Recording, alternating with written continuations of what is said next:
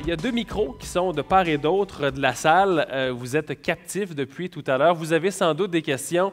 Des experts sont à votre disposition. On a envie de vous entendre et je pense que ce sera très, très intéressant. On s'est gardé pas mal de temps pour discuter avec vous et je pense qu'on a déjà des gens qui sont prêts à se lancer dans le baptême. Excusez-moi, j'ai le projecteur, c'est la seule lumière qui m'éclaire aujourd'hui. Bonjour, bonsoir. Bonsoir, mon nom c'est Ève Duhem. Moi, je suis ici parce que c'est la thématique opportunité et sacrifice qui m'a attirée ici. Je suis très heureuse de voir que dans vos champs respectifs, vous reconnaissez qu'il y a une urgence climatique, puis nos gouvernements de proximité et provinciaux le reconnaissent aussi. Donc, on est un pied dans la crise, on pourrait dire. Alors, on sait qu'une crise, en tout cas, moi, pour avoir fait des études en psychosociologie, puis au niveau social et politique, même économique, une crise, c'est une opportunité de changement. Alors, pour moi, il y a une opportunité de changement. On peut penser historiquement au New Deal qui a été proposé par le président Roosevelt, qui a amené un changement autant économique, social. Quand on parle d'économie, de développement économique, c'est un développement social aussi. Et puis, quand on parle du Danemark, de la Suède, il y a une dynamique humaine aussi. Ce n'est pas simplement... puis c'est un aménagement du territoire. Quand on décide qu'une grande ville va transformer son centre piéton, bien, ça a un impact aussi. Alors, vous avez nommé beaucoup de solutions au niveau du développement des énergies renouvelables. Vous avez parlé d'aménagement, justement, du territoire, de repenser les villes. Vous avez amené beaucoup de solutions au niveau des gouvernements de proximité, que les villes soient outillées. Effectivement, elles sont prêtes et elles n'ont pas les pouvoirs financiers et aussi la reconnaissance, si on peut dire, alors qu'elles sont celles qui peuvent agir. Alors, actuellement, il y a une reconnaissance de cette crise-là. Pour moi, c'est un levier. Alors, c'est peut-être ça, la lumière. Merci beaucoup, Mme Duhem. Réflexion, commentaire en complément? Bien, moi, en tout cas, je rejoins un peu cette position-là dans le sens que les crises sont opportunités de changement. Moi, c'est ça, la dualité entre opportunité et sacrifice. J'aurais tendance à essayer de voir, en tout cas à mon échelle individuelle, de parler plutôt c'est un investissement. Puis évidemment, un investissement, que ce soit financier, faisons le parallèle avec un investissement financier, je mets un petit peu de sous de côté chaque semaine, à chaque paye aux 2 semaines, bien, je fais un effort, tu sais, je me prive. Puis, il y a un petit sacrifice aussi. Il y a un petit sacrifice, c'est ça. Mais je vais avoir le fruit en bout de ligne. Donc, qu'est-ce que je m'offre avec ça? Peut-être une retraite anticipée, on ne sait pas. mais enfin, tout ça pour dire que si je prends des décisions, puis je dis, bien, c'est un investissement personnel, mais c'est sûr que, bon, comme j'ai des enfants, bien, mon fruit aussi, c'est de peut-être réparer un petit peu les torts qu'on a commis et le fait que cette génération-là, actuellement, là, est comme celle qui ne verra pas la même planète que moi j'ai connue. Donc, souvent, j'aime mieux utiliser cette position de dire, bien, c'est un investissement. Puis un investissement, bien, dans ta tête, ça peut être pour toi plus côté sacrifice ou côté opportunité. Là, ça dépend de notre philosophie de vie. C'est une très bonne réflexion, Mme Barrette. Je rappelle également aux gens qui nous écoutent sur Facebook Live, sur la page de la chaire publique de l'Allier, vous avez aussi l'opportunité de poser des questions. Il y a Thomas qui est en régie, qui sera en mesure de nous relayer vos questions, si bien sûr vous en avez, parce que dans la salle, il y a bien des gens qui sont au micro. On va tout de suite passer à vous, monsieur. Votre nom, s'il vous plaît. Père Jean Dion, retraité. Merci pour ces propos éclairants. La diversité des panélistes ajoute justement la qualité là, de la présentation, puis le public ici. Je me demande s'il y a lieu d'être optimiste ou bien d'être patient. Et puis, j'irai avec 2 indicateurs là-dessus. Un bon indicateur, c'est la présence en grand nombre là, ce soir, et puis l'intérêt pour ça.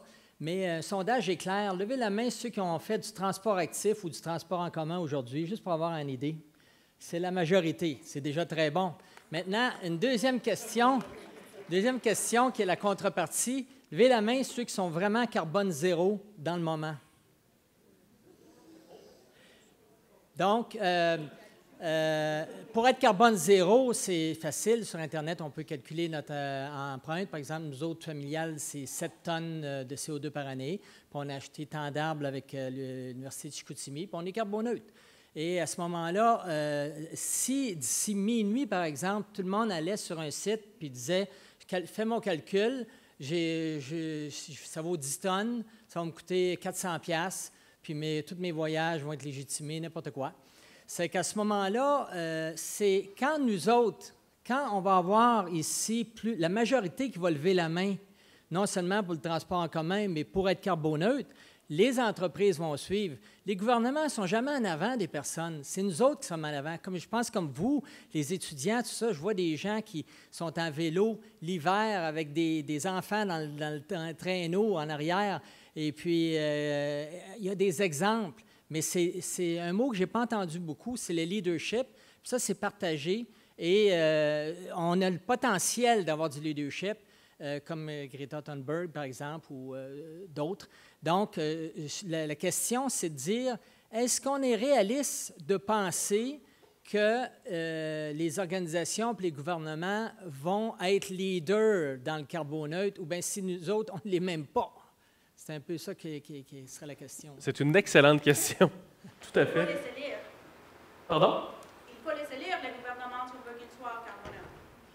Oui, mais pour les panélistes, là, Moi, je peux... Est-ce que c'est réaliste, M. Anctil, tout ça? Bien, je pense que l'intérêt sur les questions de changement climatique dans la société n'est pas égal. Il y a des gens qui sont impliqués, puis il y a des gens qui prennent ça à cœur. Puis je pense que c'est le cas avec tout problème. Il y a des gens qui vont embrasser le problème, qui voient ça comme un défi, puis qui vont se lancer dans l'aventure. D'autres qui, pour l'instant, n'entendent parler, ne sentent pas l'intérêt de réagir. Puis, il faut voir que les changements climatiques, c'est une problématique, c'est même perçu dans certains cas comme une menace, mais ces changements-là, les gens ont toutes sortes d'autres problèmes. Moi, je suis habitué de travailler, par exemple, sur les questions des inondations. On peut se poser la question pourquoi quelqu'un vit dans une plaine inondable. Puis finalement, quand on interviewe ces gens-là, on réalise qu'il y a toutes sortes de raisons. Puis que pour une des raisons, c'est que les gens ils se disent, ben moi j'ai toutes sortes d'autres problèmes, puis je ferai affaire avec l'inondation quand il y en aura une, mais ce n'est pas un problème à court terme. On a toutes sortes de choses à court terme. On a des enfants à aller à la garderie, on a le travail, on a à s'occuper de la maison, des rénovations, on a peut-être des aînés à s'occuper. Puis, donc, dans le tourbillon de la vie, les changements climatiques, c'est une menace qui est un peu lointaine. C'est que ça, c'est un des problèmes qu'il faut qu'on trouve une façon d'amener plus de gens à réagir, à poser des gestes par rapport à ça. Malheureusement, quand on a des événements comme on a eu récemment sur les inondations, ça éveille les gens, ça attire l'attention. Il y en aura éventuellement d'autres catastrophes, pas nécessairement des inondations. Les gens vont s'éveiller davantage. Puis là, les gouvernements vont suivre parce que c'est malheureusement, les dirigeants, ce n'est pas toujours les générations les plus récentes. Puis c'est souvent des gens qui sont plus des secteurs économiques, qui voient le monde un peu autrement que ce qu'on a besoin d'aller. Donc, oui, je suis d'accord avec vous par rapport à la patience. Il ne faut pas être trop imposé. Céline l'a bien mentionné. Il ne faut pas essayer de culpabiliser les gens parce que les gens se rebuffent puis ça ne change rien. Il faut amener les gens à dire, par exemple, au lieu de dire « achetez plus d'automobiles », mais peut-être que la prochaine automobile, il y a 5 millions d'automobiles au Québec. On peut penser que d'ici 3 ans, il y en aura à peu près la moitié qui vont être changées. Si tout le monde choisissait une voiture qui était 20-30 % plus économe que celle qui est là, on aurait gagné ça. Puis peut-être qu'éventuellement, les entreprises qui vendent des automobiles vont voir la tendance, puis vont offrir de plus en plus de ces automobiles-là. Donc, puis ça, c'est un geste qui semblerait accessible, d'après moi, de faire un geste. De dire tout le monde doit passer au transport en commun, c'est un peu radical. Ça ne se fera pas instantanément, ça. Donc, oui, je suis d'accord avec vous pour la patience. Merci beaucoup pour la question. Bonsoir. Bonsoir. Votre nom et votre question, s'il vous plaît. Marie-Ève Duchesne, je suis diplômée de l'Université Laval. Je fais partie des jeunes qui, ici ce soir, vivent peut-être de l'éco-anxiété. Ma question est pour Mme Campagna. On n'en a pas parlé, puis j'espère qu'on va avoir une réponse. Quels seraient les impacts sur la santé mentale des changements climatiques? On a parlé de la santé physique, mais la santé mentale? Bien, pour moi, la santé, ça inclut la santé mentale. Et le bien-être, bien, ça inclut une bonne santé mentale aussi. Puis l'éco-anxiété, ça fait partie des phénomènes qui sont nouveaux pour nous, qu'on essaie de mieux étudier. Puis c'est sûr que les changements climatiques, le déséquilibre environnemental aussi, bien, c'est parce que ça vient se rajouter, les changements climatiques, à d'autres phénomènes qu'on observe aussi, justement la dégradation de l'environnement, tout ça qui vient dire, bien, dans quoi je m'embarque, dans quoi j'ai envie d'avoir des enfants, c'est-tu trop gros pour moi aussi? C'est un peu ça, c'est de voir, c'est tellement gros, qu'est-ce que moi je peux faire, puis mais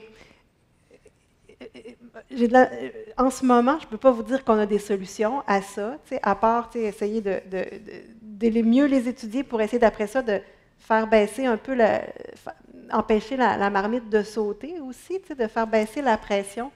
Mais on a des projets de recherche en cours pour essayer de mieux comprendre qu'est-ce qui sous-tend à tous ces problèmes d'anxiété reliés à l'environnement puis au changement climatique, puis de voir sur quoi on peut jouer pour faire baisser cette pression-là au niveau de la santé mentale. J'ai envie d'ajouter, et pour reprendre votre expression, M. Anctil, est-ce que c'est un peu confrontant, ce concept d'éco-anxiété pour les générations moins récentes, d'où cette difficulté d'avoir une espèce de consensus social aussi?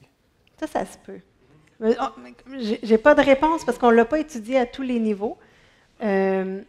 Je dirais que dans un des projets de recherche qu'on a fait sur la communication des changements climatiques, avec ma collègue Pénélope Daigneault ici de la communication, département, là, on s'est rendu compte que ce n'est pas une question d'âge, le fait de vouloir entendre parler des actions en changement climatique. Parce que ça, c'était comme un projet sur l'action positive, et que justement pour faire baisser cette problématique de climat anxiogène relié, parce que c'est un peu ça, là, on parle des dangers, des menaces, des risques. On peut-tu parler des opportunités? On peut-tu parler du bon côté, puis de dire, voici, il y a une entreprise qui agit, qui fait de quoi, en plus ça y a rapporté, en plus c'est bon pour la planète, puis il y en a un autre, puis telle ville fait ça, puis là finalement, on se rend compte, ça va mieux. De mieux marketer la chose, finalement. Marketing, je ne dirais pas que ce n'est pas du greenwashing. Au contraire, c'est juste de montrer les bons exemples d'actions qui se font en ce moment. Puis on s'est rendu compte, c'est ni les hommes ni les femmes, c'est pas une question d'âge non plus. La réceptivité à ce contenu-là, c'est vraiment le fait de se sentir concerné ou non par l'environnement. Déjà, on avait comme segmenté ce type on a réussi à segmenter ces classes-là. Et ça vient briser quelques mythes en même temps. Ça vient briser des mythes comme quoi c'est trop gros pour nous parce que justement, on voit des exemples de ce qui agit. Ça fait que là, en tout cas, moi je pense que ça fait partie d'une façon où on peut s'alimenter de contenu positif. C'est le média 1.5, d'ailleurs, si vous voulez, 1.5.ca. C'est vraiment un très bon média web pour aller chercher des exemples positifs de ce qui se passe dans les écoles, dans les hôpitaux, dans les entreprises. Puis il n'y a pas de « on ne parle pas d'eux autres », on parle de tout le monde. Même si c'est gaz métro, on va parler d'eux autres si on fait des bonnes actions en changement climatique. Fait que ça fait partie des autres options qu'on a, c'est de s'alimenter de contenu positif aussi, là. Ça répond à ma question. Merci beaucoup, Mme Duchesne. Merci beaucoup. Bonsoir. Votre nom et votre question, s'il vous plaît. Moi, Yves Bergeron. Durant la première partie de la conférence, on a beaucoup parlé des strates politiques. C'est quoi leur possibilité d'intervention? Et moi, ce que j'en ai retenu, c'est qu'il ne faut pas attendre d'eux autres plus que ça, là, parce que s'il n'y a pas de consensus au niveau de la population, le politique, lui, va agir selon ceux qui vont parler le plus fort dans la population. Puis, malheureusement, en tant que citoyen, je ne pense pas qu'il y ait de consensus encore sur les meilleures choses à faire. Tu sais. Rien qu'ici, à Québec, on parle encore du troisième lien. On se demande, ça vaut-il la peine de créer encore, améliorer le réseau routier, l'étendre. On parle à Chicoutimi de la future usine de gaz naturel liquéfié. On se demande, ça vaut-il la peine de se rentrer là-dedans puis de détruire un peu l'environnement. ici, à Québec encore, on se demande, est-ce que la voiture, je suis prêt à la sacrifier parce que j'ai des enfants à les mener à la garderie, j'ai mon épicerie à aller chercher. C'est toutes des choses que c'est de nous, le citoyen, que doit venir une cohésion pour que le politique reflète ça. Et si tout à l'heure on parlait de leadership au niveau politique, qui est prêt à se lever comme politique puis dire voici, c'est ça la bonne chose à faire? Est-ce qu'il va se faire élire si ça va générer des sacrifices, entre guillemets, là, au niveau de la population? Je ne vois pas ça. Et on en a parlé un petit peu avec les dernières personnes qui ont posé des questions. C'est un changement à long terme. Oui, je peux bien faire ma part, moi, en tant que personne, pour m'avoir la paix d'esprit, mais si je le fais pour ma paix d'esprit, je ne pense pas que je vais avoir un retour sur mon investissement parce que ça va être trop négligeable dans le reste. Mais si ça me fait me sentir bien, c'est correct, mais il faudrait que tout le monde ait aussi ce réflexe-là. Commentaire sur cette recherche du consensus social? Moi, je pense parce qu'il faut passer à l'autre étape, il faut que vous contaminiez d'autres personnes. Si chaque personne en contamine d'autres, à un moment donné, ces élus, ces politiciens-là qui portent la même parole que nous, ils vont avoir une masse critique et vont peut-être pouvoir émerger là, et être élus. Donc moi, personnellement, c'est ce que je dirais, c'est faire un investissement personnel dans nos vies, puis ensuite se donner la responsabilité de contaminer, de se donner des cibles, dire, bien, cette année, il faut que je réussisse à en recruter 5 ou 10 ou 20, ou participer à des activités comme ça, venir ici, poser des questions.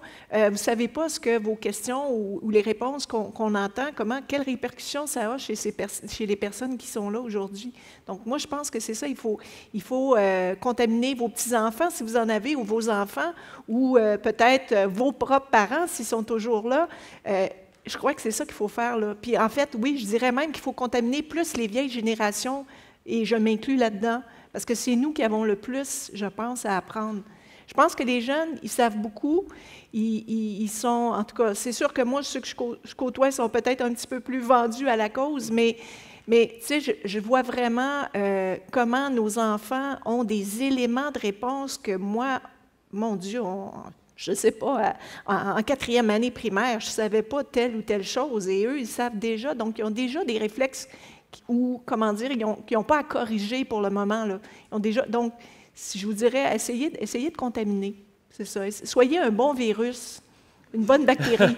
Et si j'ai bien compris, sans culpabiliser aussi.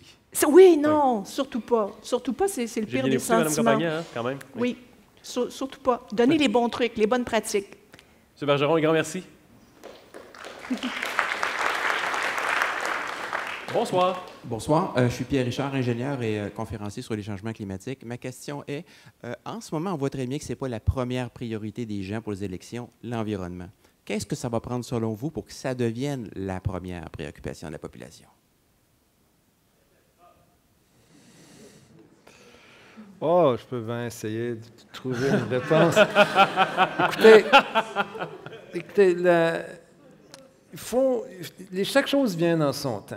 Puis, on a eu un éveil à l'environnement. Je pense que ça, c'est pas mal réglé. Je pense que personne ne voudrait retourner à l'état des rivières du Québec des années 60.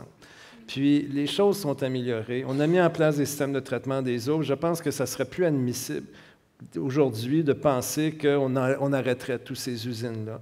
Il y a des gestes qui ont été posés. Sauf que pour l'environnement, c'est plus facile de l'imaginer parce que c'est quelque chose qu'on est en interaction dans le quotidien, notre environnement, les rivières, la qualité de l'air, ces choses-là. Quand on parle de développement durable, quand on parle de changement climatique, on est moins dans le concret. Quand on se déplace en automobile, le CO2 qu'on libère, on ne le voit même pas. On ne peut pas le sentir, on ne le voit pas.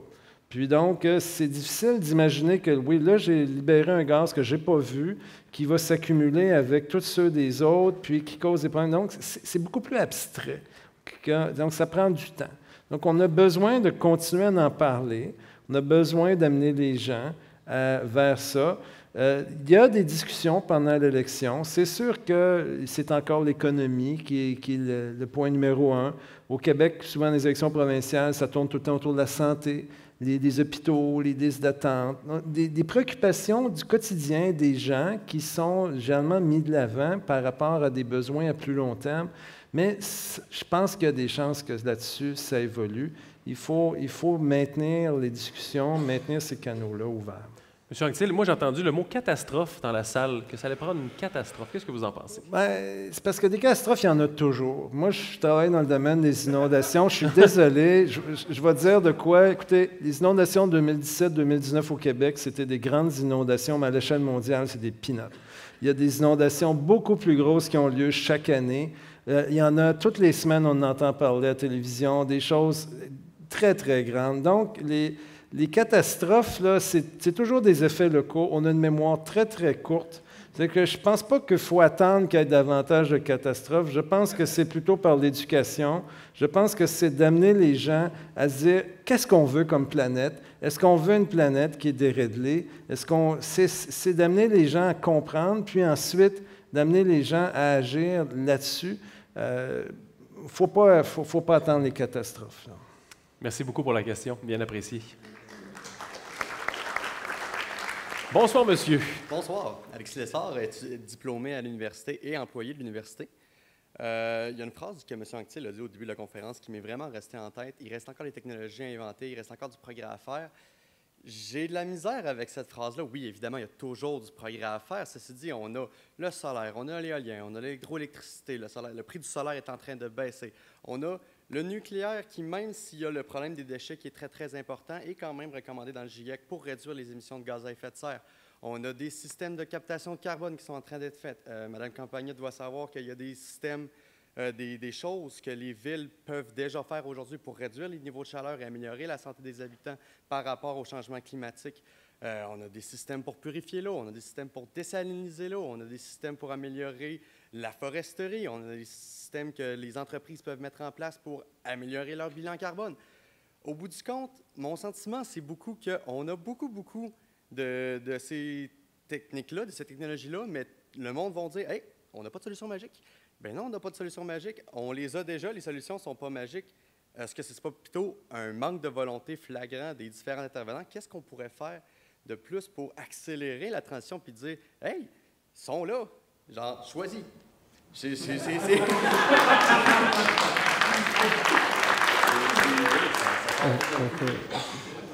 Oui, merci pour votre intervention, je pense que c'est très pertinent. Les Grecs avaient développé le concept des vertus cardinales. Et une des premières vertus, c'était la vertu de force, c'est-à-dire la volonté, la détermination. Moi, je pense que, et je suis tout à fait d'accord avec vous, les technologies existent. Ce n'est pas un problème technologique, ce n'est même pas un problème économique parce qu'on voit bien que, encore une fois, les pays qui sont les plus avant-gardistes, on ne parle pas des pays en voie de développement. Hein, quand on parle de Danemark, Suède, etc., ce n'est pas des pays en voie de développement. Les entreprises qui sont les plus avant-gardistes aussi. Donc le problème n'est pas là. Mais il y a souvent un manque de volonté, un manque de détermination. Vous, en tant que citoyen, là, pour faire des gestes vraiment écologiques, ça demande un minimum d'effort. Ce n'est pas nécessairement plus coûteux, souvent c'est moins coûteux. Je ne sais pas si vous avez des jeunes enfants, vous allez acheter plutôt que des couches jetables, des couches lavables, ça va être un peu plus d'effort. Vous allez faire probablement des économies aussi, mais c'est un peu plus de temps. Souvent c'est ça qui manque, la détermination. Et aussi, je dirais que toutes les technologies que vous avez mentionnées, enfin une bonne partie d'entre elles, en tout cas au Québec, elles seront peut-être moins rentables qu'elles ne le seraient dans d'autres pays. Pourquoi? Parce que l'énergie, malheureusement, n'est pas assez, de mon point de vue, n'est pas assez chère. Regardez, par exemple, si vous allez en Europe, je ne sais pas, vous allez en France ou en Espagne, vous allez remplir votre voiture d'essence et chaque litre, ça va coûter peut-être 1,25 €. Vous convertissez ou en $1,50, 1,50 € peut-être. Vous convertissez en dollars, ça fait à peu près pas tout à fait 2 fois plus cher que c'est ici. Alors, c'est une des raisons pour lesquelles les voitures polluent beaucoup moins en Europe qu'ici. Et c'est une des raisons pour lesquelles il y a beaucoup plus d'innovation pro-environnementale dans ces régions qu'ici. Et c'est une des raisons pour lesquelles je pense que... Et ça, les économistes sont assez d'accord. Si vous regardez les travaux du FMI, Si vous regardez le rapport Stern-Stiglitz, etc., ils s'entendent, il y a un consensus pour dire qu'on ne pourra pas résoudre la crise climatique sans mettre en place des taxes sur le carbone. Même le mot taxe peut-être est mal choisi, on pourrait dire redevance, si cet argent sert ensuite à être redistribué aux personnes les plus défavorisées. Parlons de redevance pour faire peur aux gens, dès qu'on parle de taxes, c'est une levée de bouclier, n'est-ce pas? Donc, si vous n'augmentez pas le prix du carbone, vous n'aurez pas de changement. On disait tout à l'heure, la voiture la plus vendue au Québec, c'est le F-150. Moi, je suis persuadé que si l'essence augmente de 50 cents, ce ne sera plus le F-150 qui sera le plus vendu au Québec. Vous voyez? Donc, là, il y a des décisions courageuses aussi à prendre. Actuellement, le système de marché d'échange de droits d'émission au Québec, de mémoire, ça fait augmenter le prix à la pompe de 4 cents. Celui qui est en vigueur en Colombie-Britannique de 9 cents, parce que là, la tonne de carbone n'est pas à 20 $, elle est à 40 $ actuellement. Ça devrait augmenter. Le gouvernement Trudeau propose de faire augmenter la taxe carbone actuellement de 20 $ jusqu'à 50 $ en 2022. Mais les économistes disent qu'il faudrait minimalement, alors on parle de 70 $, 100 $. Le directeur parlementaire du budget parlait d'une centaine de dollars. Pourquoi? Pour que ça ait vraiment un effet dissuasif sur les gens. Sinon, les gens, ils ne changeront pas leur comportement parce qu'ils vont regarder d'abord leur portefeuille plutôt que regarder les générations futures. M. Lessard, merci beaucoup. Bien apprécié. Vous êtes nombreux avec des questions, c'est formidable. On va enchaîner tout de suite. Bonsoir. Donc, bonsoir. Il n'y a peut-être pas de politiciens municipaux ici dans la salle, mais je suis Macarena Diab, candidate du Parti vert dans l'UEBR. Ma question a deux volets ce soir. D'un côté, nous avons parlé beaucoup des actions citoyennes et de ce que nous pouvons faire en tant qu'individus pour changer, dans le fond, pour contrer les sacrifices qu'on va devoir faire face au changement climatique. Par contre, moi, en tant qu'individu, j'ai beau être zéro déchet, j'ai beau utiliser mon vélo, si mon gouvernement continue à acheter des pipelines, à subventionner les énergies fossiles, j'ai beau me transporter en vélo à l'année longue, là, ça ne fera pas une grande différence. Ça, c'est numéro 1. Numéro 2, si nous, au Canada, en tant que pays dit développé, et nous avons parlé beaucoup du Bangladesh, de l'Inde, si nous mettons en place des mesures en tant que telles, si notre gouvernement que nous élisons met en place des mesures de même, comment que nous pouvons regarder aux autres pays qui n'ont pas le même niveau de vie que nous autres, qui n'ont pas les mêmes opportunités que nous autres, et leur demander à eux de faire des sacrifices quand nous, en tant que gouvernement, nous ne mettons pas en place les actions nécessaires et les sacrifices nécessaires pour les changements. Merci. Merci beaucoup pour le point de vue. Oui. C'est une belle intervention. Merci. On revient sur la question d'exemplarité. N'est-ce pas? Il y a très peu de pays qui sont bien placés pour, comment dirais-je, donner la leçon. Vous avez tout à fait raison. Et vous avez cité aussi des problèmes de développement. Il faut savoir aussi que l'ensemble des pays, entre guillemets, riches se sont engagés à affecter 0,7% de leur produit intérieur brut à l'aide au développement. Et ça, il y a très longtemps. Le Canada affecte 0,3% de son PIB à l'aide au développement. Certains pays, le Danemark, etc., font le 0,7%. Et il y a des mesures qui peuvent aider à réduire les gaz à effet de serre. Par exemple, l'éducation. On sait que l'éducation des femmes a un rôle très important dans la démographie. Donc, c'est-à-dire que plus dans les pays pauvres, les femmes sont éduquées, moins il y a une démographie galopante. Donc, des initiatives de développement en faveur de l'éducation peuvent avoir indirectement des effets au niveau démographique et au niveau des changements climatiques. Quand il y a eu le protocole de Kyoto, il y avait ce qu'on appelait les mécanismes de développement propre. Je trouvais ça intéressant parce que ça permettait aux pays signataires, comment dirais-je, de gagner, si vous voulez, des crédits de carbone lorsqu'ils avaient des projets dans les pays en voie de développement. Pourquoi? Parce que souvent, ça coûte moins cher par unité de réduction de carbone de les faire dans les pays en voie de développement que de les faire ici. Malheureusement, ce système a été abandonné, ça posait des problèmes de suivi, etc. Mais je pense qu'on ne s'en sortira pas s'il n'y a pas une aide substantielle au développement. Les accords de Paris ont prévu 100 milliards, on n'est pas encore rendu à 100 milliards. 100 milliards répartis sur l'ensemble des pays, pour l'aide aux pays les plus défavorisés. Mais on ne s'en sortira pas s'il n'y a pas des mécanismes d'aide substantiels pour les régions les plus vulnérables. Je suis tout à fait d'accord avec vous. Merci beaucoup. Bonne soirée, merci.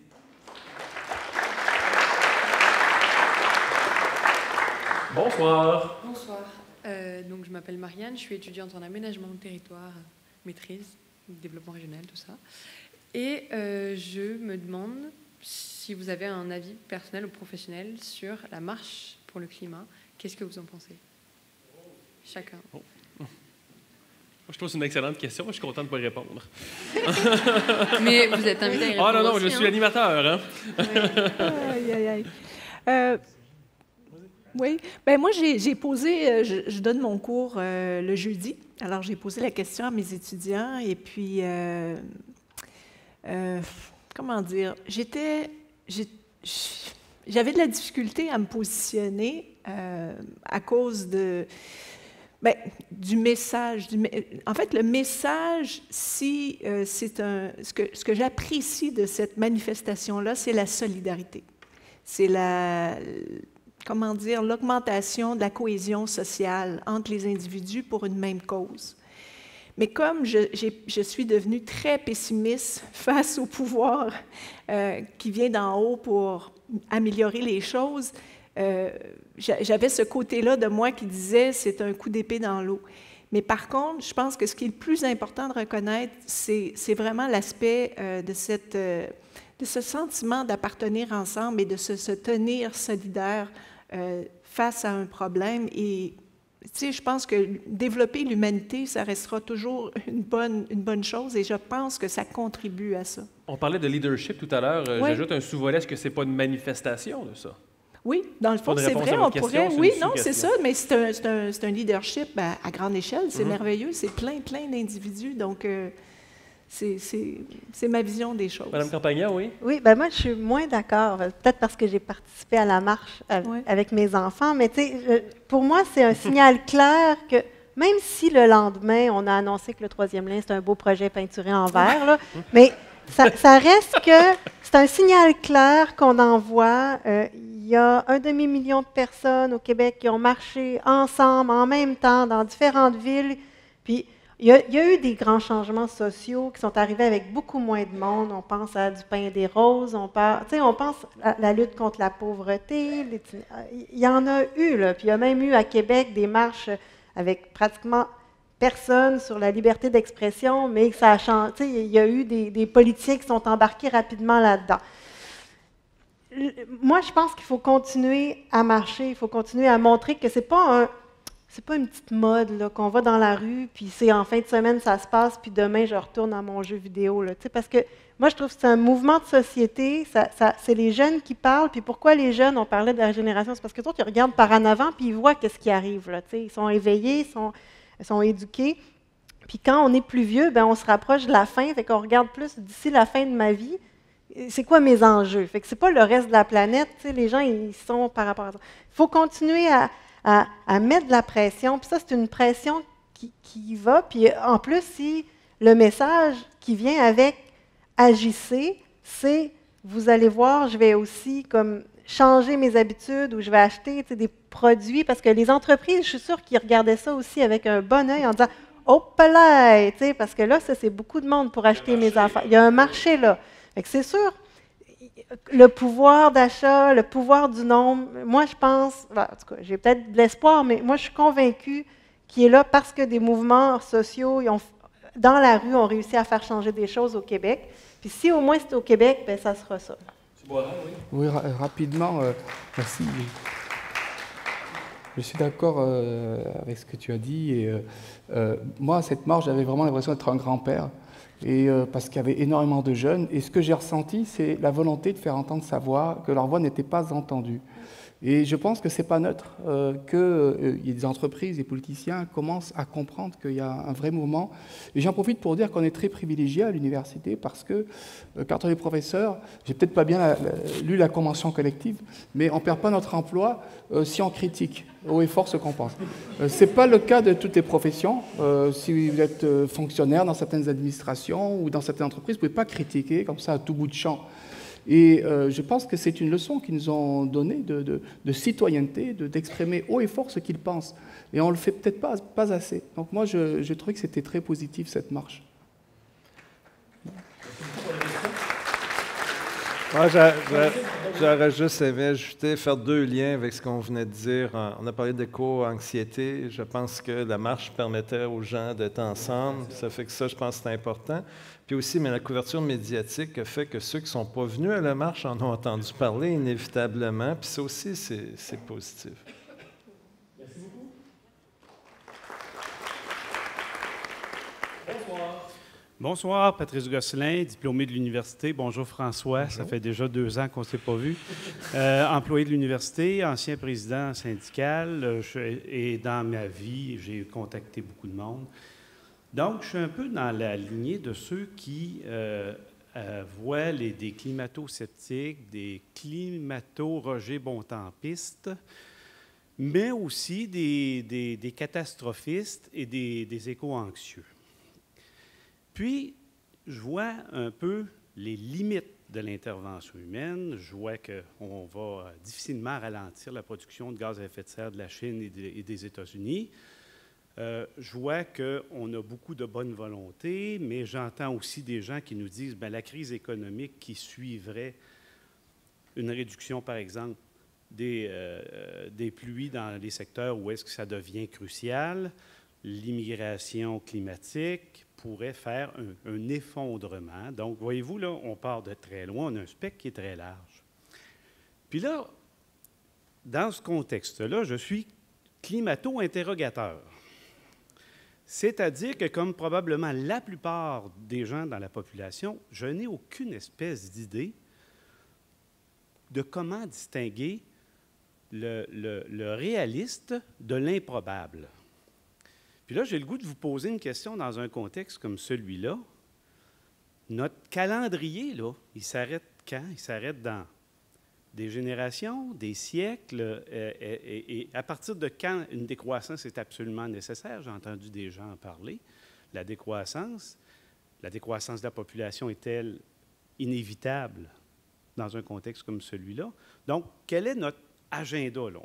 On est où, là, puis notre perspective, où est-ce que nos actions vont devenir trop tardives?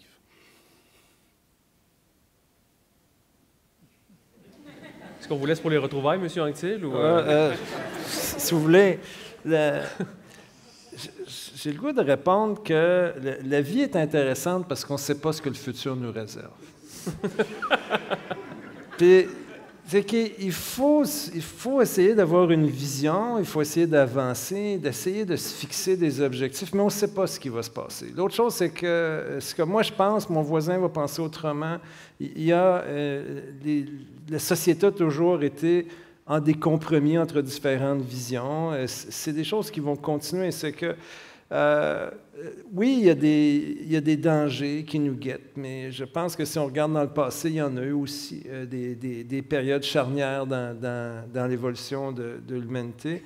C'est que, Nathalie a mentionné son pessimisme. Je suis rendu aussi assez pessimiste par rapport à ça, mais on ne peut pas sortir une boule de cristal puis essayer de voir qu'est-ce qui va se passer dans 10 ans, dans 15 ans, dans 20 ans, dans 30 ans. Tout ce qu'on peut faire individuellement, c'est d'essayer de prendre une trajectoire puis essayer de la modifier. Puis essayer de faire qu'on s'éloigne des zones de danger en modifiant la trajectoire puis en essayant d'agir collectivement là-dessus. Mais la société va continuer à avancer. Dans 30 ans, il y aura plein de choses qui auront changé.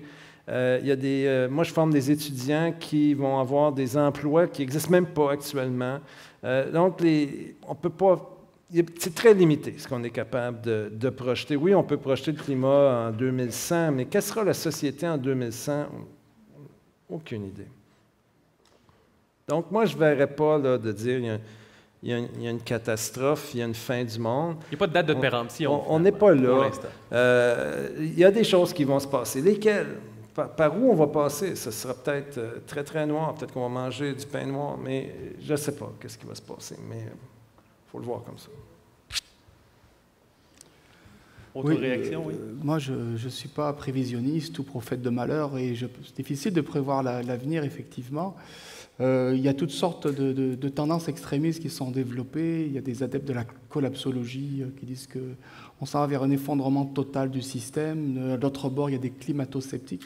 Et on est tous un petit peu désorientés. Vous avez parlé de décroissance. Je pense qu'il y a un renouvellement des concepts à apporter. On mesure encore le progrès avec des notions de croissance qui sont un peu désuètes, parce qu'on sait que c'est pas parce qu'il y a de la croissance qu'il y a du bonheur collectif, c'est pas parce qu'il y a de la croissance qu'il y a de la qualité de vie, c'est pas parce qu'il y a de la croissance que l'avenir des générations futures est garanti. La thématique de cette conférence, il y a le mot sacrifice, qui est un terme un peu religieux, qui fait un peu peur. Mais je pense que ce qui est sacrifié actuellement, c'est l'avenir des générations futures. Donc on revient sur les bases du concept de développement durable. Et sans être un prévisionniste, moi, ça me fait penser à ce que disait Churchill, il vaut mieux prendre le changement par la main avant qu'il vous prenne par la gorge.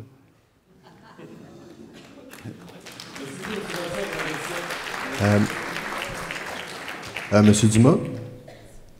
Oui, c'est la fois Thomas, ça. C'est le magicien d'Oz. On a des questions qui viennent du public sur Internet. Oui. Peut-être en rafale, on pourrait vous en donner deux. Une première de Edem Gbetolglo. Les stratégies mises en œuvre à Oslo et Copenhague ne peuvent-elles pas être mises en œuvre au Québec? Bien entendu, elles devront être adaptées au contexte. Et l'autre question, qui est de Laurent-Francis Grand-Duché, qui se demande si les panélistes présents ce soir possèdent une voiture et, si oui, s'ils pensent à changer leurs habitudes.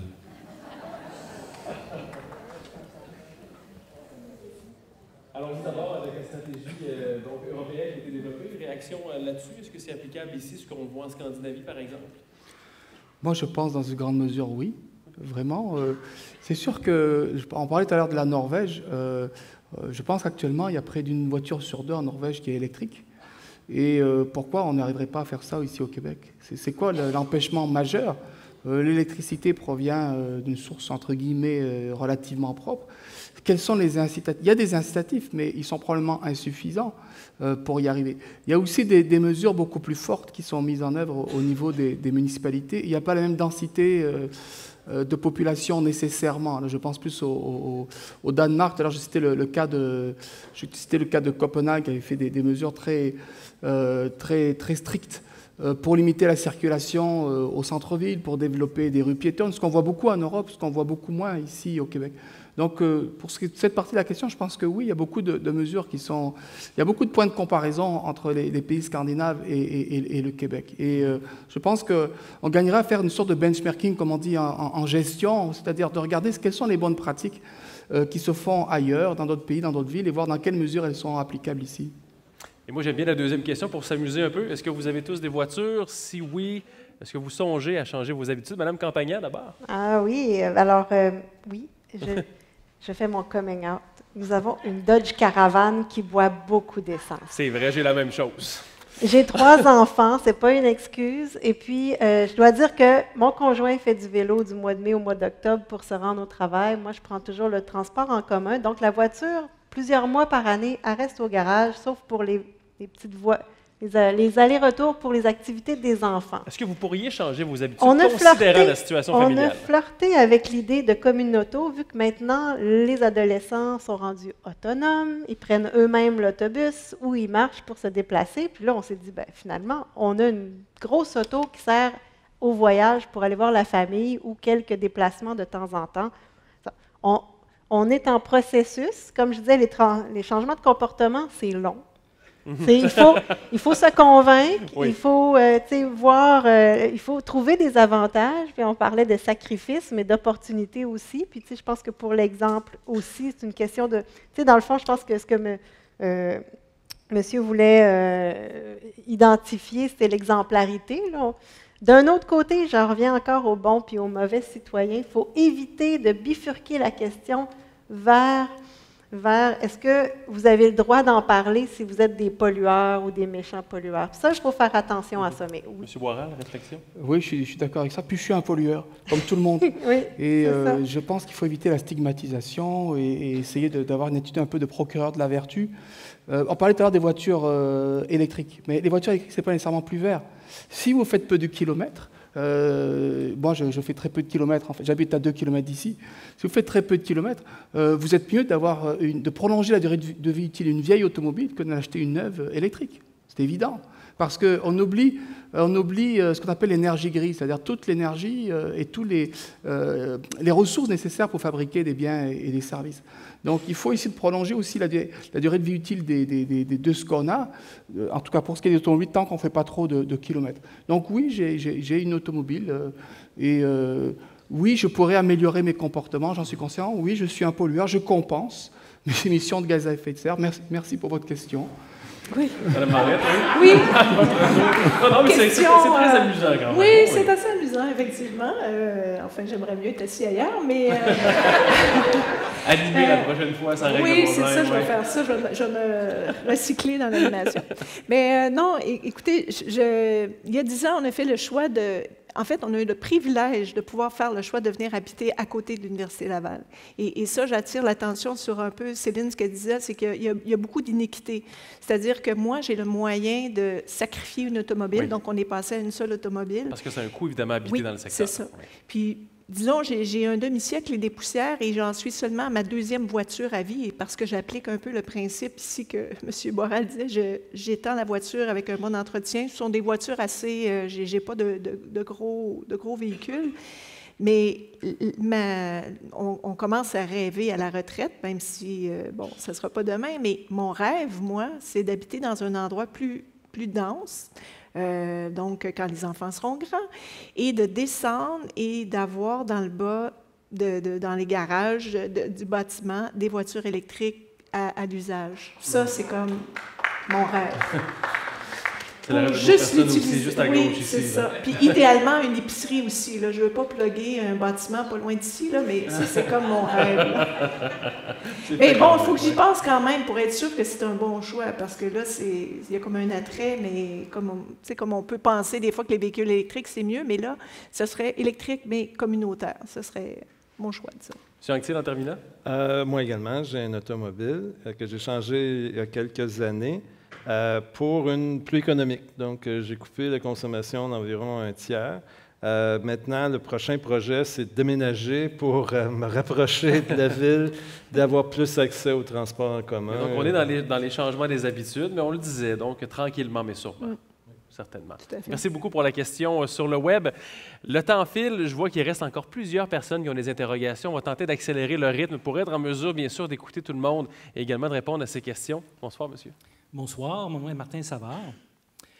Alors, on présume que nos dirigeants devraient avoir accès aux meilleurs experts, devraient avoir accès à la meilleure information. Du côté des faiseurs d'opinion, je pense surtout aux chroniqueurs de la presse écrite ou de la presse de la radio.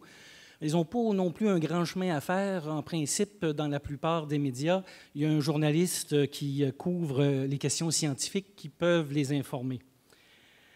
Ici, vous êtes à peu près tous unanimes sur la question de l'urgence. On va même jusqu'à parler de crise. Mais quand le citoyen se demande si c'est réellement grave, il se dit, bien, si ça l'était, ça se saurait. Hein, on en parlerait, on présenterait ça comme ça. Or, nos dirigeants disent que le 3e lien est un projet vert, comme les gaz au Saguenay, ou couper des arbres. Donc, ça envoie le message, et c'est relayé aussi par les faiseurs d'opinion, que les changements climatiques, c'est important, peut-être, mais que peut-être pas tant que ça. Il faut être pragmatique, comme on dit. Alors, ma question, c'est la suivante. Les dirigeants, puis là, je ne parle pas des gouvernements, là, c'est cette espèce de truc informe d'organisation, je parle des personnes.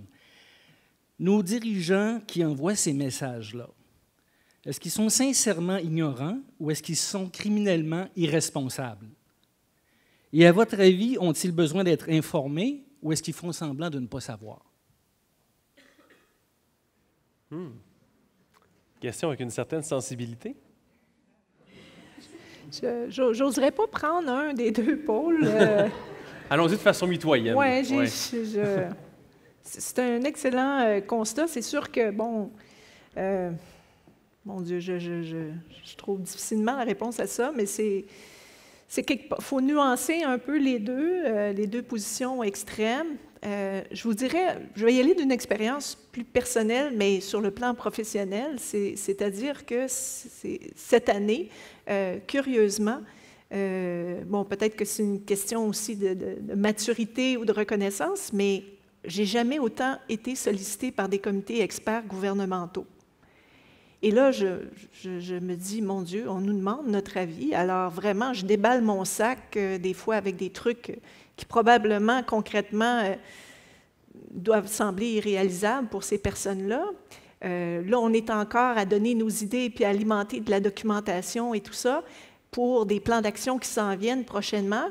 Et je me dis, mon Dieu, est-ce qu'on va... Là, j'ai hâte de voir, est-ce qu'on va les avoir retenues, nos idées? Mais, tu sais, vous dites, est-ce qu'il faut les éduquer? Je pense que oui, mais je vous avoue, sincèrement, c'est la première fois que je me dis, ah oui, le gouvernement peut nous solliciter et nous demande notre avis. Et comme disait le professeur Boiral, on n'a pas... on peut y aller free go, là. On peut dire tout ce qu'on a, tout ce qu'on a le goût de déballer. On n'a pas de retenue, on n'a personne, on n'a pas de compagnie à défendre ou quoi que ce soit. On est libre. Donc, je nuancerais qu'il y a peut-être quand même un petit peu plus d'espoir que votre intervention semble dire, mais c'est vraiment juste à mon échelle à moi. Vous n'avez pas envie de faire de la politique? Je ne sais pas. Parce qu'il y a aussi les faiseurs d'opinion, les chroniqueurs qui aimeraient aussi ça. Oui. Merci beaucoup pour la question. Merci. Bonne soirée, merci. Bonsoir, monsieur. Bonsoir, Philippe Roger, étudiant ici. On parle souvent de l'action citoyenne des gouvernements et vice-versa. J'aimerais vous entendre sur la question suivante. Malgré le retard de la justice en environnement, croyez-vous que la lutte au changement climatique devrait passer par le système de justice qui, pour reprendre les propos de Mme Barrette, pourrait agir comme conseil de sage? Moi, je travaille beaucoup en gestion gouvernance de l'eau, puis il y a un truc qui s'appelle le droit de l'eau qui a été mis en place par les Nations unies. Donc, une tentative d'essayer de pousser les pays à intervenir là-dessus, mais ça reste sans vraiment suite. Je veux dire, les concepts sont mis là, mais chaque pays est souverain de son action. Ce qui fait que ça va toujours rester des voies différentes qui sont plutôt au niveau de l'éthique ou de la morale. Le développement durable, c'est un mouvement éthique qui est là pour proposer une façon de voir les choses. L'approche du droit de l'eau est une façon un peu plus par les droits de l'homme ou les droits des personnes qui a cherché à aller chercher cette deuxième angle-là. On pourrait imaginer la même chose pour le climat par les droits de la personne. Mais ça va rester une pression davantage que des actions. Je ne vois pas à court terme comment on peut mettre ça en action davantage. Merci beaucoup.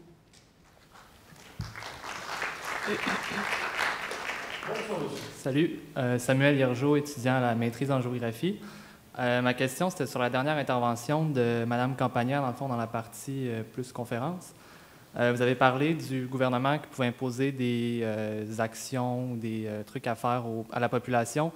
Pensez-vous que dans des organisations qui sont plus petites, comme l'Université Laval, par exemple, l'université devrait, par exemple, agir plus au niveau éducation ou devrait aussi aller plus dans l'interdiction ou dans la réglementation de certaines actions? Au niveau de l'Université Laval, j'ai de la misère à me prononcer, mais ce que je vois, c'est qu'étant aussi à l'externe de l'université souvent, c'est que l'université a déjà, par ses actions, avancé beaucoup plus que le reste de la société ou le reste, que ce soit au niveau du recyclage, du compostage, du bannir les bouteilles d'eau, tout ça. Il y a eu beaucoup, puis je pense que c'est sans doute une autre. Il y a d'autres actions à faire. Il y a des comités en place, il y a des visions climat à l'université qui ont commencé à prendre place aussi. Oui, je pense que l'Université Laval peut en faire plus là, pour montrer l'exemple en tant que sage et en tant que savoir dans l'université. Mais quitte à être contraignante à certains égards aussi? Oui. Oui. Puis, je veux dire, à la limite, si on coupe les espaces de stationnement, là, c'est sûr qu'il va y avoir des guerres, mais on s'entend comme montrer l'exemple, être contraignant, mais je ne sais pas comment. J'ai aucune idée. Mais il y a peut-être une idée de voici ce que c'est l'université, on le prend, puis on l'embrasse, puis voilà, ça va être ça. Mais je ne dirais pas à faire des combats larges, là, je dirais une pièce à la fois. C'est ça. Oui, je pense que l'Université Laval a quand même fait des efforts remarquables avant de stigmatiser. Là, je dirais que bon, ils mettent de l'avant le fait qu'ils sont en certification STAR, niveau A, etc. Ce n'est pas rien non plus, Carbonote depuis 2015, mais ça n'inclut pas tous les transports. Par exemple, les professeurs qui vont des conférences, les étudiants, etc. C'est une grosse source de gaz à effet de serre. Il y a cette problématique-là. Je pense aussi qu'il y a aussi un dossier, c'est les investissements de l'Université Laval. On parle de plus en plus de décarbonisation des déplacements financiers. Il y a un engagement qui a été pris en 2017, si ma mémoire est bonne. Je ne suis pas sûr qu'il soit aujourd'hui en place. Et il y a beaucoup d'institutions qui sont engagées à réduire la teneur en carbone ou à décarboniser complètement leur portefeuille d'action. Il y en a qui l'ont fait. Regardez l'ensemble des universités de Californie, ça représente plusieurs dizaines de milliards de dollars leur placement financier pour les fonds de retraite, etc.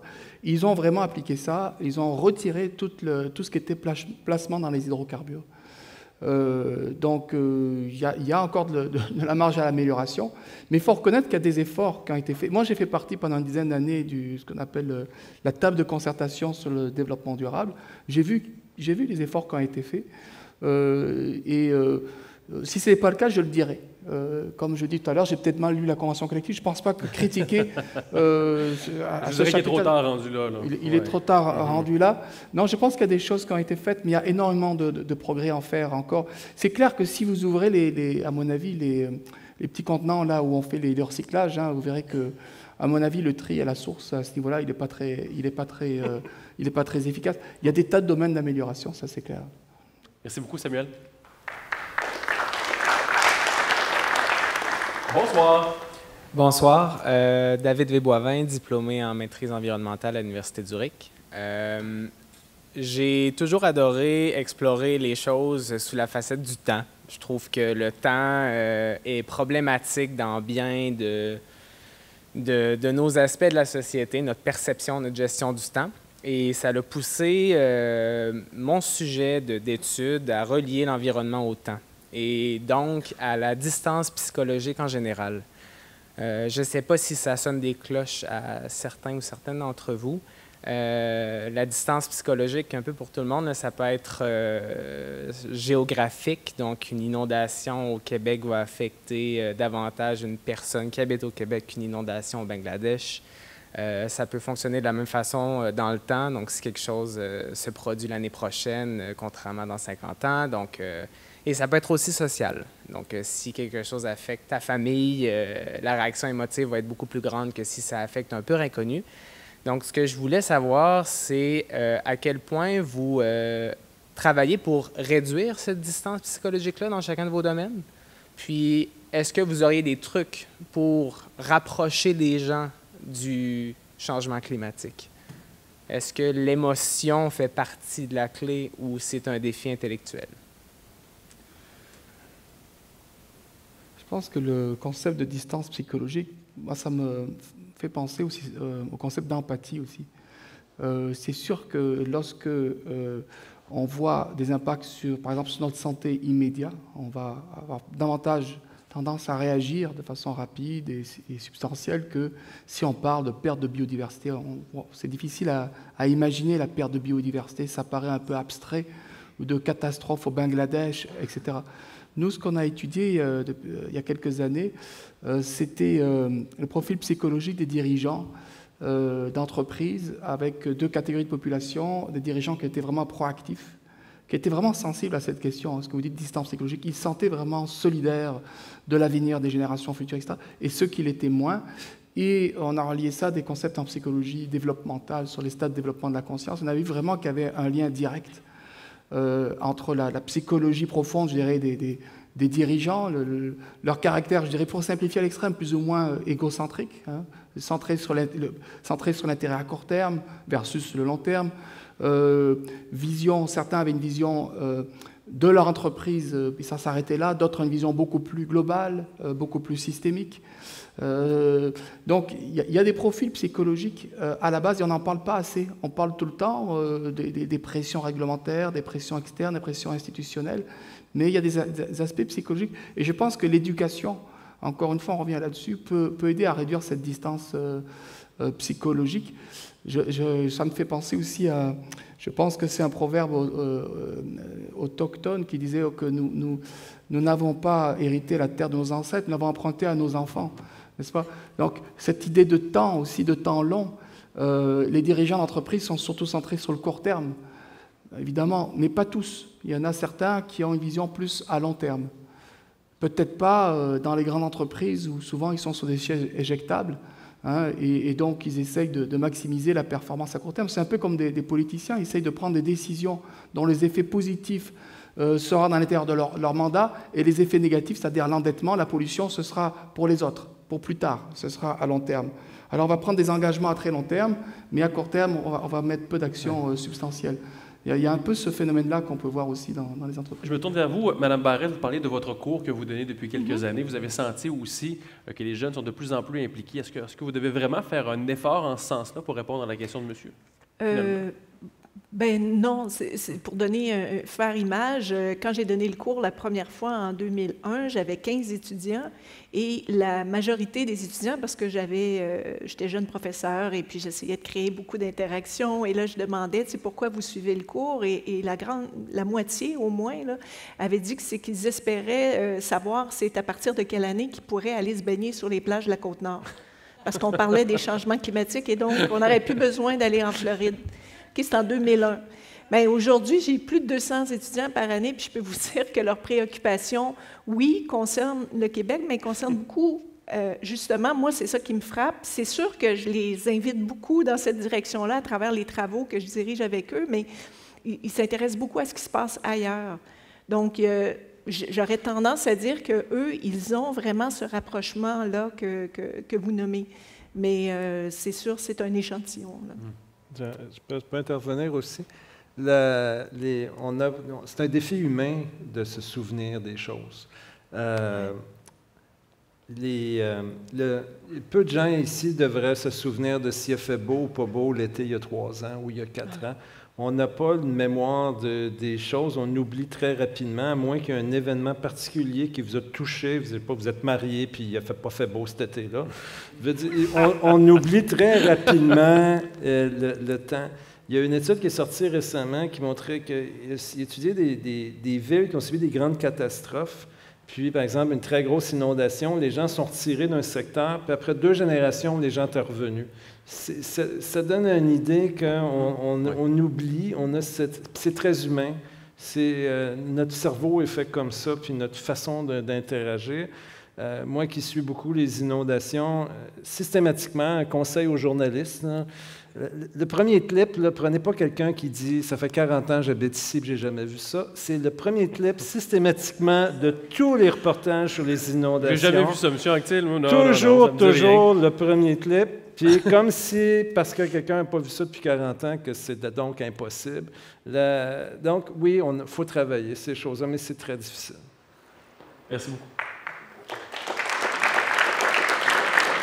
Bonsoir, monsieur. Bonsoir. Je m'appelle Raphaël. Je suis ingénieur électrique junior. J'ai justement gradué ici à l'Université Laval. C'est un peu difficile de formuler une question, mais je peux dire d'entrée de jeu que ça va concerner les investissements. On sait tout court que ça coûte moins cher habituellement de prévenir que de guérir. Donc, j'ai l'impression qu'avec les dépenses qu'on a déjà en tant que société, on serait capable de peut-être les revoir puis de les mettre à des meilleurs endroits. Parce que comme plusieurs ici, je pense que les solutions, on les a déjà, il reste seulement qu'à les mettre en place. Donc, j'aurais 5 petits exemples que je pourrais donner pour au moins lancer une piste de discussion. Au niveau des subventions économiques, on sait qu'on a tendance à subventionner les secteurs pétroliers vraiment significativement, je dirais, puis on va même jusqu'à acheter des pipelines des fois. Alors qu'on devrait plutôt investir massivement dans les énergies renouvelables. Au niveau des transports, on devrait investir massivement encore là dans les transports collectifs, que ce soit urbain ou interurbain. Mais en ce moment, au Québec, en tout cas, on a tendance à investir surtout dans tout ce qui est les transports qui prônent l'auto solo, comme les autoroutes, les prolongements d'autoroutes, troisième lien encore là qui est très populaire, semblerait-il. Fait intéressant, au Québec, on investit 75% dans les autoroutes, ou en tout cas dans les transports individuels, alors que c'est 25% seulement pour les transports collectifs. En Ontario, c'est exactement le contraire. Ça semble si facile de promettre en campagne électorale un investissement de 4 à 10 milliards de dollars pour un troisième lien, alors que si on imagine seulement le potentiel que ce montant-là aurait pour une mobilité durable, ce serait très impressionnant. L'aménagement du territoire, on sait que la fiscalité municipale encourage ou favorise les gens qui vont s'installer en banlieue, alors qu'on sait aussi, d'autre part, qu'une ville dense et verte qui prône la proximité, la mobilité durable serait ce qu'il faudrait prôner. En ce moment, les incitatifs aussi ont tendance à faire en sorte que l'achat d'une première maison, ça va être une maison neuve, qui est souvent, les nouveaux développements ces temps-ci se font en banlieue encore là. L'architecture, on sait que les matériaux, c'est très important. Toiture végétale, ce serait beaucoup mieux qu'une toiture classique là, avec bardeaux d'asphalte, par exemple. Et pour terminer, au niveau de la nourriture, les produits locaux comme les tomates Savoura, par exemple, plutôt que les produits qui viennent du Mexique, ou encore les alternatives alimentaires comme les protéines d'insectes, par exemple. Bon, c'est pas très formulé pour la fin, mais en tout cas, je voulais surtout déposer les exemples. Est-ce que je peux peut-être dire un petit mot sur le pétrole? Oui, certainement. Il faut mettre ça en perspective. Il n'y a pas si longtemps, c'est extrêmement stratégique pour un pays de disposer de pétrole. Puis que, donc, on pouvait comprendre qu'un gouvernement veuille subventionner la prospection, puis identifier le pétrole. C'était une source d'énergie qui était la source de l'avenir, puis qui a permis de développer les choses. Bon, maintenant, avec le recul, on voit toutes les conséquences de ces décisions-là. Puis maintenant, on peut se questionner du bon sens d'encore subventionner la prospection pour trouver d'autres sources de pétrole dans un contexte où on dit qu'il ne faudrait pas exploiter tout le pétrole qui est déjà connu. Donc, pourquoi en chercher d'autres? Donc, mais il y a cette transition-là. Maintenant, tu as des réflexes dans les gouvernements qui ont mis en place des choses. Il y a des lobbies qui sont là. Il faut qu'on manifeste. On commence à avoir des partis qui disent qu'ils veulent abolir ça. Il faut continuer à faire la pression, puis que cet investissement-là aille ailleurs.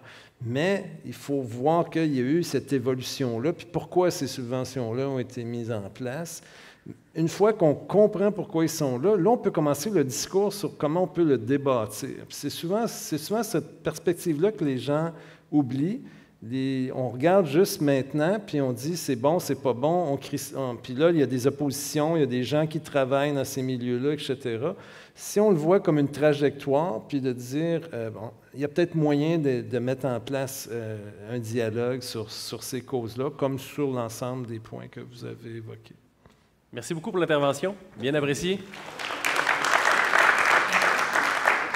Il nous reste 4 questions. On va les prendre assez rapidement pour être en mesure d'avoir une bonne nuit de sommeil. Tout le monde, bonsoir, monsieur. Bonsoir. Lucien Rodrigue. Aucune connaissance, aucun diplôme en environnement. D'abord, je vais vous demander à tous les 4 panélistes quelque chose de très concret. Premièrement, je voudrais m'inscrire en faux à ce que le professeur Anctil a dit tout à l'heure concernant le pouvoir des États de gérer les politiques sur leur territoire. Ce n'est pas Justin Trudeau qui gère les politiques du territoire canadien, ni non plus Gerald Butts, mais un conseil de sages, comme dirait Mme Barrett, un conseil de lobbyistes. S'il y a quelqu'un qui a une autre idée, vous me le direz. Mais tout ça pour dire que je me souviens très bien, récemment, il y a eu une conférence ici à l'université sur l'exploitation du pétrole dans le golfe du Saint-Laurent. Puis il y avait un scientifique qui était là, qui nous présentait toutes ces affaires, puis la nappe là, de pétrole qui descend, etc. Puis il dit, quand on va au gouvernement, personne ne nous écoute. Personne ne nous écoute. Puis et qui est-ce qui écoute? Donc, ils ont déjà le conseil. Alors, ma question est, quelle est votre responsabilité, à vous autres, les experts? Quelle est la responsabilité de l'université? Puis il y a des représentants ici de l'université, assez importants. Quelle est votre responsabilité pour vous développer des lobbyistes qui vont parler au gouvernement, justement, puis lui dire quoi faire. Point de vue très intéressant. Merci beaucoup, M. Rodrigue, pour l'intervention. Mme Barrette, oui, d'abord. Bien, moi, je pense que ce qu'il faut faire, c'est qu'il faut faire comme les jeunes qui descendent dans la rue, les scientifiques, il faut qu'on se regroupe, qu'on fasse des regroupements stratégiques. Et puis, je vous dirais qu'au Québec, on est en train de le faire sur les inondations avec le réseau intersectoriel sur les inondations au Québec, où on essaie, au lieu de travailler chaque université dans son coin, on a décidé de réunir toutes les universités du Québec ensemble dans un projet commun. Ça n'existe pas vraiment, là. Donc, c'est sûr qu'on est au départ, là, on est sur la ligne de départ, on commence, mais ça peut faire une différence parce qu'à ce moment-là, on ne fait plus de la recherche en solo, chacun, on va vraiment mettre nos efforts ensemble et donc pouvoir apporter cette contribution. Puis sinon, bien, comme universitaire, c'est sûr qu'à la base, moi, je suis ici parce qu'il y a des étudiants dans mes classes, donc ma mission, c'est l'éducation.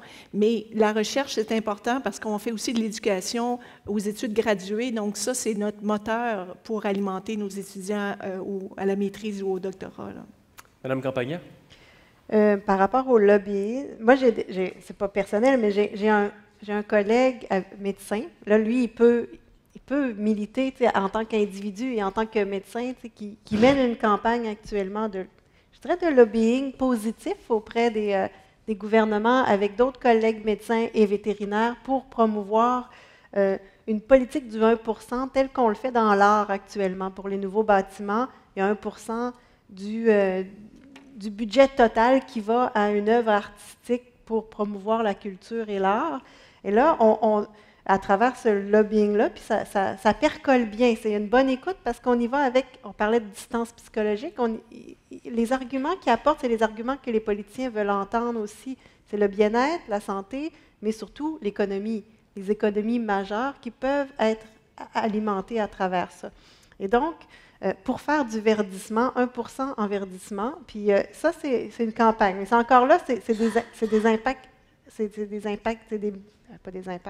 des démarches individuelles. Puis en tant qu'universitaire, c'est de répondre quand on nous appelle pour des comités d'experts gouvernementaux, puis tout ça, parce qu'il ne faut pas oublier que les fonctionnaires aussi, ils remontent l'information vers le haut. C'est peut-être pas la meilleure écoute, ils ont peut-être des meilleures écoutes ailleurs, mais ça, si ça vient de partout, ben moi, je pense qu'il faut qu'il y ait plusieurs canaux, c'est ça. M. Boiral? Oui, je suis d'accord avec ce de ma collègue. Et puis, il y a quelques semaines, on a développé avec plusieurs collègues un regroupement de chercheurs en matière de développement durable. On ne prétend pas être un groupe de lobbying, mais au moins, entre autres choses, ce qu'on veut faire, c'est essayer d'écrire des chroniques dans les journaux, ou en tout cas de répondre lorsqu'il y a de la désinformation. Parce qu'il y a beaucoup d'idées reçues qui sont véhiculés dans les médias et qui souvent ne sont pas fondés. Donc, c'est partie des initiatives qu'on va mettre en place. Moi, comme j'ai dit tout à l'heure, je pense que l'université a un rôle très important à jouer, que ce soit au niveau de la recherche, de l'enseignement, la collaboration. On en a parlé, évidemment, c'est très difficile aussi de collaborer avec des gens d'autres disciplines. Pour l'avoir fait assez fréquemment et continuer d'essayer de le faire, c'est extrêmement difficile à mettre en pratique. Et mon collègue François Actil, qui a été directeur de l'Institut EDS, qui cherchait à promouvoir cette collaboration et en sait quelque chose, il est sans doute mieux placé que moi pour en parler, mais c'est dans cette direction-là qu'il faut aller certainement. Monsieur Actil, comment avoir une meilleure force de frappe justement auprès des décideurs? Bien, notre rôle est multiple. Donc, c'est pas que politique n'est pas notre rôle premier. Notre rôle premier, c'est la formation des jeunes. Puis, c'est par là que notre action se fait. Ensuite, oui, on développe des connaissances, on possède des connaissances, mais quand on adresse un problème comme les changements climatiques, ici, on a une diversité de gens avec la santé, les affaires, la géographie, le climat, moi, la science de l'eau. On a besoin d'avoir cette collectivité-là pour être capable d'être plus crédible. Je pense que la journée ou la soirée aurait été moins intéressante si on n'avait pas eu cette diversité-là. C'est difficile pour nous de trouver du temps pour créer ces liens-là, puis d'être capable, même entre nous, d'échanger à cause des charges assez lourdes qu'on a chacun de nous par rapport à nos activités. Merci beaucoup, M. Rodrigue, pour la question. Bonsoir. Bonsoir. Je m'appelle William, je suis étudiant en français, du coup je viens de France. Et je voulais commencer par répondre à Samuel. En fait, le campus ici, il est vraiment beaucoup plus cool que les campus qu'on a en France. Donc c'était juste pour te rassurer, parce que vraiment, il y a une différence qui fait la... Enfin, ouais, il y a plein de petites choses qui font des différences. Je pense par exemple au tri du papier, au tri du compost, etc. C'est des tout petits gestes, mais en fait qui donnent vraiment des manières à penser qui sont vraiment intéressantes. Et au-delà du campus, ouais, juste par comparaison, en France, ça fait 4 ans dans une association étudiante qu'on essaye de faire le tri du papier dans mon école. Et on nous a proposé au bout de 4 ans de le ramasser nous-mêmes. Donc voilà, petite parenthèse. Mais effectivement, il y a toujours mieux à faire. Et c'est souvent là où on ne pense pas. On a fait un bilan carbone dans notre école. Et en fait, le plus coûteux, ce n'était pas justement le tri du papier, ce n'était pas le chauffage ou quoi que ce soit, etc. C'était que pour être diplômable, il fallait qu'on fasse une expérience à l'étranger. J'en suis un exemple parce que je suis ici au Canada. Et du coup, on a pris en considération les transports en avion, et c'était ça le plus coûteux pour l'école dans le bilan carbone. Du coup, voilà, il y a pas mal de trucs à chercher. Et ça m'amène en fait à prendre le micro pour remercier le campus, effectivement, mais aussi les cours. Je pense au changement climatique, environnement, évaluation environnementale, environnement, etc. Moi, je suis futur ingénieur en génie informatique. Alors, on pourrait se dire, ouais, pourquoi tu suis des trucs de biome terrestre, etc. Ça sert à rien. Mais je crois que c'est vraiment une clé de lecture qui est vraiment intéressante pour avoir une compréhension générale de ce qui se passe et qui se transporte au-delà juste du secteur professionnel. Et donc, merci. Et en France, il y a quelque chose qui est en train de se passer en termes d'éducation. Il y a beaucoup de changements, surtout dans les grandes écoles. On cherche vraiment à modifier. Et en ce moment, donc, dans mon école, il y a un gros collectif de personnes qui cherchent à changer le cursus scolaire. Et c'est la question que j'aimerais vous poser, c'est est-ce qu'il faut orienter... Là, l'idée actuelle, c'est d'orienter vers des projets durables. Donc, est-ce qu'il faut enseigner aux étudiants ok, des projets durables, mais toujours cette idée de mythe du progrès salvateur. Là où, par exemple, des modes de vie seraient plus simples. Je prends un exemple pour décrire ma question. Il y avait une publication de Ivan Illich il y a quelques temps où il faisait une comparaison entre la vitesse d'une voiture et la vitesse d'un vélo. Et selon sa manière de calculer, en fait, c'était le vélo qui était beaucoup plus rapide parce que la voiture, fallait travailler pour payer l'essence, fallait travailler pour cotiser à payer des routes, etc., etc. Et du coup, on peut questionner à la fois, ouais, ok, cette idée de progrès, donc inventer des voitures de plus en plus vertes, etc., ou alors des modes de vie différents. C'est ma question. Est-ce qu'il faut enseigner aux gens le progrès du mythe salvateur ? Revoir cette notion du progrès. Qu'est-ce que vous en pensez?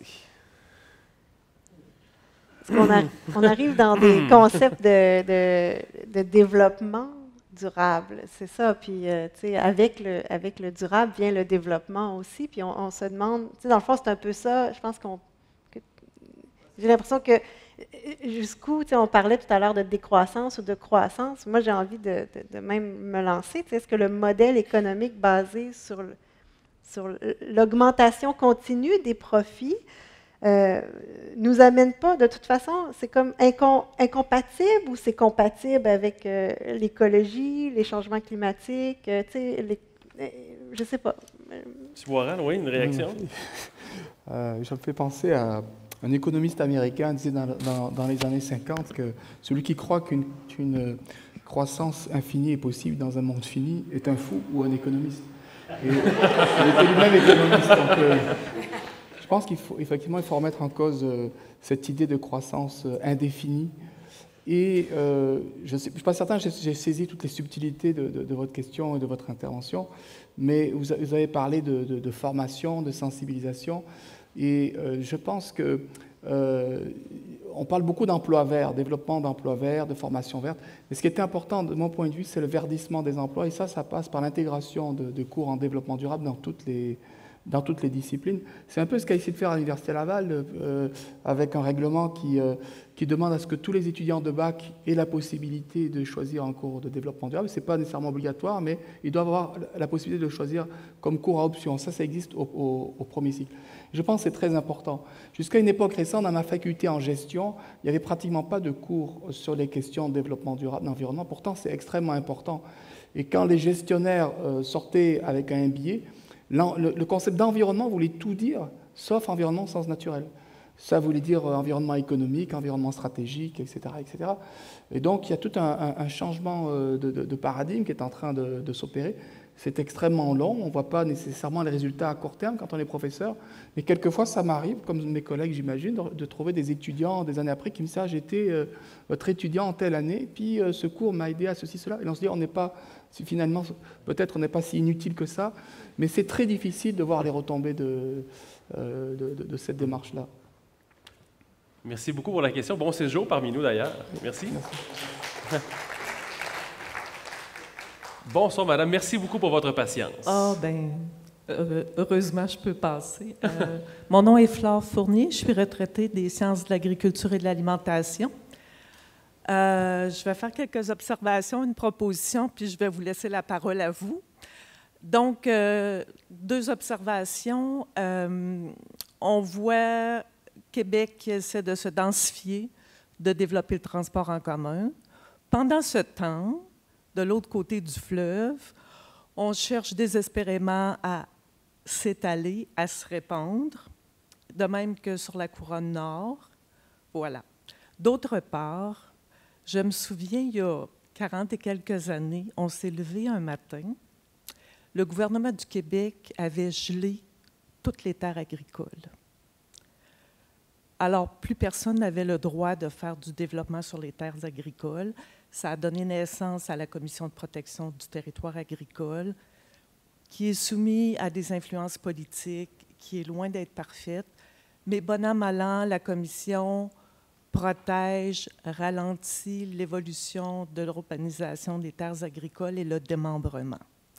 Alors, je me dis, pourquoi est-ce qu'on n'a toujours pas une structure équivalente pour l'aménagement du territoire au Québec, où les villes ne seraient plus en compétition, où il y aurait des sages au-dessus des maires et des politiciens provinciaux? J'aimerais vous entendre là-dessus. Madame Barrette, peut-être?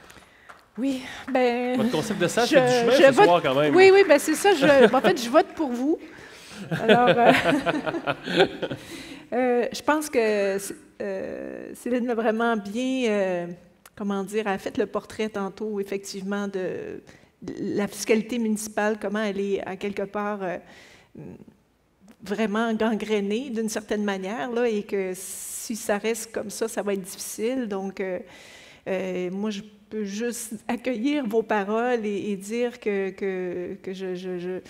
je comprends votre façon de voir les choses et j'essaie d'utiliser ma créativité pour voir comment on peut effectivement rendre ça réaliste et réalisable, ce Conseil des sages, ou enfin, peu importe comment on l'appelle, mais j'avoue que j'ai pas... Encore là, je vais dire que j'ai le sentiment cette année parce qu'il y a le nouveau plan d'action qui s'en vient sur l'électrification et les changements climatiques. Et enfin, je vais attendre de voir le résultat final, mais il me semble qu'il y a une... En tout cas, les gens, c'est ça, c'est ces paroles-là qui amènent. Est-ce que c'est ça qu'on va retrouver dans le document? Est-ce qu'on va commencer à penser à des choses comme ça, de vision globale de l'aménagement du territoire? J'ai l'impression que cette année, il y a une petite graine qui a été semée, mais on pourra peut-être s'en reparler dans quelques années pour voir si la graine a poussé là, un petit peu, puis qu'on a eu des fruits là, à récolter. Je ne sais pas. Ah, j'aimerais juste rajouter rapidement que les sages vont être très occupés. C'est quand même, il va falloir trouver ces gens-là, puis il va falloir, ils ont beaucoup de problèmes à régler. Leur faire confiance aussi. Oui, mais donc, dans ce temps-là, je reviens sur le système éducatif. Je pense que c'est important qu'on donne les clés aux jeunes de comprendre et d'être capable de prendre les bonnes décisions. C'est moins rapide. Peut-être qu'on ne peut pas avoir des sages partout, mais espérons qu'on aura une société plus sage, tout simplement. Oui, c'est juste pour dire qu'il n'existe pas encore de levier, mais on souhaite qu'il soit... Il y a quelques années, les gouvernements, surtout au niveau... ils ont travaillé sur une orientation politique en aménagement du territoire qui devrait être en principe plus obligatoire. Donc, quand les MRC font leur schéma d'aménagement, il y aurait des contraintes. Et puis là, comme beaucoup de dossiers gouvernementaux, des fois, ça dort longtemps, ces tablettes, avant de saisir l'opportunité de faire une belle annonce. Mais si, en tout cas, ce qu'on espère, c'est que quand ça va sortir, ça va être vraiment dans le même style pour vraiment s'assurer que ça soit cohérent aussi, puis que ça soit comme dans la bonne direction. Moi, j'ai beaucoup d'espoir, mais il faut que ça sorte un jour. T'sais. Madame Fournier, merci beaucoup pour votre question. Bonne fin de soirée, merci. Et monsieur, vous êtes un peu la cerise sur le sundae. Encore une fois, vous aussi, merci beaucoup de la patience. On vous écoute. Et si on créait le Conservatoire de musique, d'entreprise, d'art plastique et d'art dramatique du Québec? Et ça, je ne sais pas si c'est une idée que je lance. Là. Puis dans le fond... Pouvez-vous expliquer votre idée davantage? Oui. Ben, il existe le Conservatoire de musique du Québec, puis aussi les études en musique. Puis c'est deux choses complètement différentes. Puis je me demandais si on ne pouvait pas faire ça pour puis dans le fond, pour l'entreprise ou quelque chose du genre. Puis je pense que c'est financé par l'État ou quelque chose du genre. Là. Puis j'ai travaillé par la Whirlpool Corporation, puis je ne sais pas s'il y a des études supérieures en restauration ou quelque chose du genre. Là. Je ne sais pas si ça peut se faire. Là. Un genre d'école... Ouais, mais une nouvelle école, genre, je sais pas. Je pense que tout peut se faire. Puis ce que je crois, ce que j'apprécie dans votre intervention, c'est cet intérêt d'une diversification des connaissances et des solutions. On a eu à quelques reprises un philosophe franco-suisse qui est venu nous parler quelquefois de développement durable ici à l'Université Laval. Puis une de ces dernières fois qu'il est venu, il nous a dit qu'on avait besoin davantage d'artistes. Puis, notamment, il faisait référence à la littérature. Puis, il mentionnait qu'on a besoin d'exemples dans la littérature de qu'est-ce que pourrait être une société différente qui serait peut-être carboneutre, puis quels sont les défis, mais avoir des exemples pour être capable d'aller de l'avant puis de se projeter. On a plein de films de science-fiction qui nous projettent il y a 300-400 ans ou plus, mais on a besoin d'avoir ça. Puis lui, son message, c'était que les artistes ont une sensibilité pour être capables de monter ces exemples-là par différents moyens. La musique peut en être un, la littérature, les arts en général. Puis on a besoin d'avoir ça pour venir nous nourrir par rapport à ça. Ça serait comme une coopérative. Puis je pense que l'argent est remis vraiment dans l'ensemble de... C'est comme pas des... En tout cas, mais oui, c'est bon, ça répond à ma question. Merci beaucoup. Merci de la patience.